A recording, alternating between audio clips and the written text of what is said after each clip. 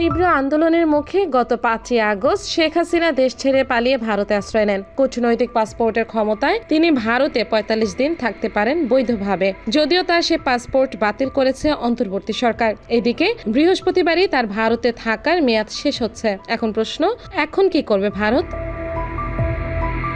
শুক্রবার থেকে শেখ হাসিনা কোন আইনের বলে ভারতে থাকবেন? ভারতের পররাষ্ট্র মন্ত্রণালয়ের এক মুখপাত্র জানিয়ে দিয়েছেন, কূটনৈতিক পাসপোর্টের দৌলতে শেখ হাসিনা ভারতে থাকার মেয়াদ শেষ হলেও তাকে বাংলাদেশে পাঠানোর সম্ভাবনা নেই।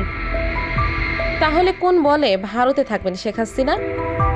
সাময়িকভাবে রাজনৈতিক আশ্রয় দেওয়া হতে পারে শেখ হাসিনাকে, তবে ভারতে থাকার বিষয়টি এখন ভারতের সিদ্ধান্তের উপরই নির্ভর করে রয়েছে।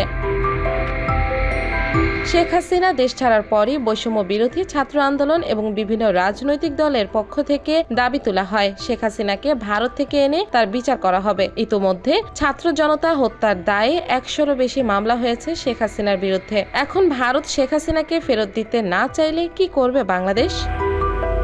NY Bangla news.